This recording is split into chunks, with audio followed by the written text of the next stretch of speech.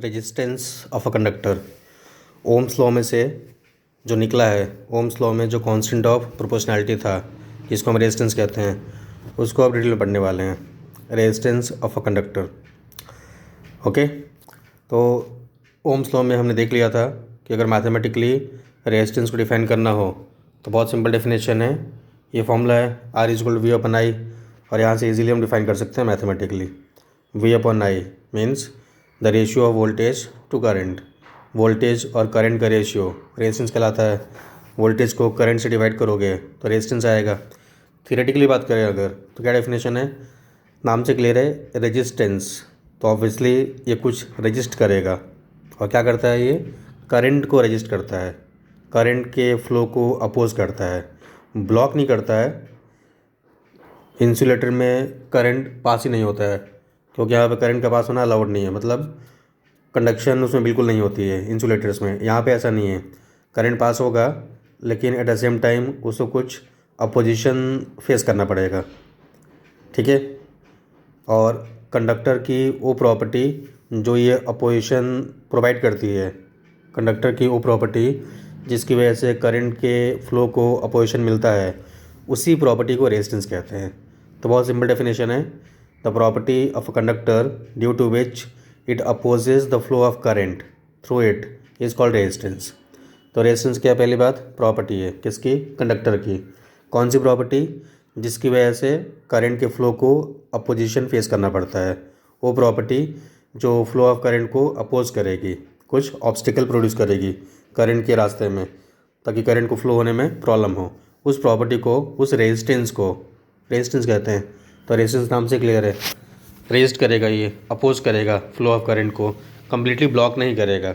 Okay, insulator में क्या होता है, इंसुलेटर की रेजिस्टेंस इनफाइनाइट होती है, तो उसकी वजह से कंडक्शन ऑलमोस्ट ज़ीरो होती है। इट मीन्स उसमें करंट फ्लो ही नहीं होता। लेकिन हम बात कर रहे हैं कंडक्टर्स की, तो कंडक्टर्स में कोई भी हो, कंडक्टर हो, इंसुलेटर हो, सब में रेजिस्टेंस तो होगा ही। अब कम होगा ज़्यादा होगा वो अलग मैटर है। तो इंसुलेटर्स की रेजिस्टेंस इतनी हाई होती है कि कंडक्शन बिल्कुल नहीं होती है, एंड हेंस उसमें करंट फ्लो नहीं होता है। लेकिन आप जो रेजिस्टर्स की बात करने वाले हो, जो भी अप्लायंस यूज़ करेंगे हम, या जो भी कंडक्टर लिया है हमने, मेटल वायर और उसके जैसे कंडक्टर्स, उन सब में भी रेजिस्टेंस होगी पर इतनी हाई नहीं होती है। बट येस, रेजिस्टेंस होती है और उसकी वजह से अपोजिशन भी फेस करना पड़ता है करंट को। और अल्टीमेटली इसी अपोजिशन की वजह से, इसी रेजिस्टेंस की वजह से थोड़ा या ज़्यादा हीट प्रोड्यूस होता है। तो जो हीट प्रोड्यूस होता है, जो अप्लायंसेस गर्म होते हैं प्रोलॉन्ग्ड यूज़ करने की वजह से, वो इसी रेजिस्टेंस की वजह से, इसी रेजिस्टेंस की वजह से अल्टीमेटली हीट प्रोड्यूस होगा। Okay, clear definition.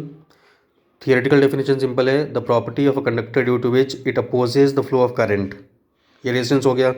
और मैथमेटिकली डिफाइन करना हो तो ये जो फॉर्मूला है R=V/I, देख सकते हो, यहाँ से सिंपल मैथमेटिकल डेफिनेशन बन जाएगा, the ratio of voltage to the current.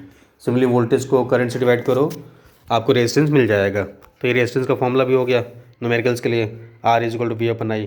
और ये कुछ अलग से नहीं निकाल रहे हैं फॉर्मूला हम, जो ओम्स लॉ में V=IR निकाला था, उसी से हम R का भी I का भी सारे फॉर्मूले निकाल सकते हैं।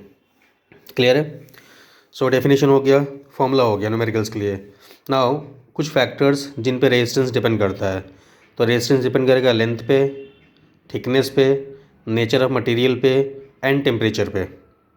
ठीक है, कंडक्टर का उस समय टेम्परेचर क्या है, कंडक्टर किस मटेरियल से बना है, कंडक्टर की थिकनेस क्या है, कंडक्टर की लेंथ क्या है, इन सब फैक्टर्स पर डिपेंड करेगा। ये सारे फैक्टर्स डिटेल में हम डिस्कस करेंगे आने वाले टॉपिक में। अभी सिर्फ फैक्टर्स का नाम जान लो। तो 4 फैक्टर्स जिन पे डिपेंड करता है, जिस पे रेजिस्टेंस की वैल्यू डिपेंड करेगी, वो है length, thickness, nature of material and temperature. ठीक है, next is SI unit of resistance. तो जैसे आपने देखा करंट का SI यूनिट एम्पियर था, वोल्टेज का SI यूनिट वोल्ट्स था, वैसे ही रेजिस्टेंस का SI यूनिट है ओम। ठीक है, अब ओम्स लॉ से इसका जन्म हुआ है रेजिस्टेंस का, तो इसका जो यूनिट है SI यूनिट, वो भी ओम्स के नाम पे रखा गया है। एंड आपको रूल्स पता है, अगर आप ओम पूरा लिख रहे हो तो ओ का फर्स्ट लेटर O स्मॉल होना चाहिए। अगर कैपिटल O लिखोगे तो ये उस साइंटिस्ट का सरनेम मीन करेगा। ठीक है, और अगर सिंबल लिखते हो तो ये सिंबल है इसका, जिसे बोलते हैं ओमेगा।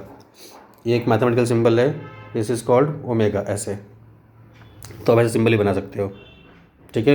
या फिर OHM ओम लिख दो, ओ स्मॉल रखना है, ठीक है। So R is equal to V upon I है। अब यहाँ से क्लियर दिख रहा है, और पहले भी डिस्कस कर चुके हैं कि रेजिस्टेंस डायरेक्टली प्रोपोर्शनल हो गया वोल्टेज के, और रेजिस्टेंस इन्वर्सली प्रोपोर्शनल हो गया करंट के।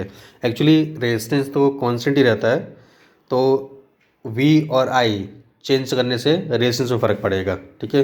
बेसिकली हम रेजिस्टेंस और करंट के रिलेशन देखते हैं। तो अगर आपको करंट कम फ्लो कराना है तो रेजिस्टेंस बढ़ा दो, करंट ज़्यादा फ्लो कराना है तो रेजिस्टेंस कम कर दो, क्योंकि रेजिस्टेंस और करंट में इन्वर्स रिलेशन है, ठीक है। जब भी कोई फॉर्मूला हो, जैसे R का फॉर्मूला है V/I, तो न्यूमरेटर से डायरेक्ट रिलेशन होता है, डिनोमिनेटर से इन्वर्स रिलेशन होता है, ठीक है। फिर एज यूजुअल 1 यूनिट का डेफिनेशन, जैसे हमने 1 एम्पियर का देखा था, 1 वोल्ट का देखा था, सिमिलरली 1 ओम का डेफिनेशन। तो देखो फॉर्मूला है R is equal to V/I। So ये जो R is equal to V/I है, अगर आप वोल्टेज को 1 वोल्ट लिखते हो और करंट को 1 एम्पियर लिखते हो, अगर वोल्टेज 1 वोल्ट है और करंट 1 एम्पियर है, ठीक है, तो रेजिस्टेंस कितना आ जाएगा, 1 ओम। तो 1 ओम का सिंपल डेफिनेशन है, क्लियर है।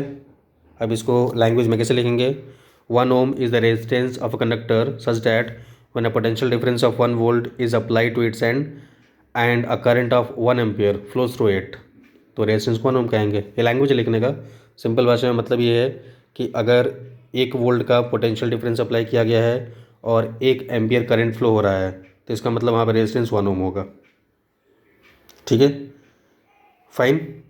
रेजिस्टेंस 1 ओम होगा, इसका मतलब है कि पोटेंशियल डिफरेंस 1 वोल्ट का अप्लाई किया गया है और करंट 1 एम्पियर फ्लो हो रहा है, सो रेजिस्टेंस भी 1 ओम होगा। मतलब रेजिस्टेंस को 1 ओम करने के लिए उसका जो फॉर्मूला है और फॉर्मूले में जो सिंबल्स हैं उन सब का भी 1 यूनिट ईच ले लो। So if voltage is 1 unit, if current is 1 ampere, अगर वोल्टेज 1 वोल्ट है, करंट 1 एम्पियर है, तो रेजिस्टेंस 1 ओम होगा, सिंपल, ठीक है। तो बहुत सिंपल न्यूमेरिकल्स होंगे involving R, V and I। तीनों में से 2 गिवन होगा, एक अननोन होगा, जो हम इजीली कैलकुलेट कर सकते हैं साइड चेंज करके। तो आपको बेसिक फॉर्म याद रखना है, V is equal to IR, Ohm's law से जो डिराइव हुआ था, वहाँ से रेजिस्टेंस का निकाल सकते हैं फॉर्मूला, I का भी निकाल सकते हैं, और निकालने की ज़रूरत नहीं है। चाहे कुछ भी पूछा हो, वोल्टेज, करंट या रेजिस्टेंस, आप फॉर्मूला वही यूज़ कर सकते हो, V is equal to IR। जो वैल्यूज़ है पुट कर दो, अननोन वैल्यूज़ कैलकुलेट कर सकते हैं आराम से, ठीक है। सो नेक्स्ट कुछ न्यूमेरिकल्स हैं, जैसे देखो पहला numerical, potential difference between 2 points given है 0.1 वोल्ट और करंट गिवन है 2 एम्पियर, रेजिस्टेंस फाइंड करना है। तो रेजिस्टेंस का सिंपल फॉर्मूला है V/I, V पुट कर दो, I पुट कर दो, रेजिस्टेंस आ जाएगा। कितना है रेजिस्टेंस, 0.05 ओम, OHM लिखो या फिर ये ओमेगा का सिंबल बना दो, ठीक है। तो सिंपल न्यूमेरिकल्स हैं, आप प्रैक्टिस कर सकते हो, इजीली आपको मालूम पड़ जाएगा, सॉल्व हो जाएंगे, ऐसा कुछ कॉम्प्लिकेटेड नहीं है।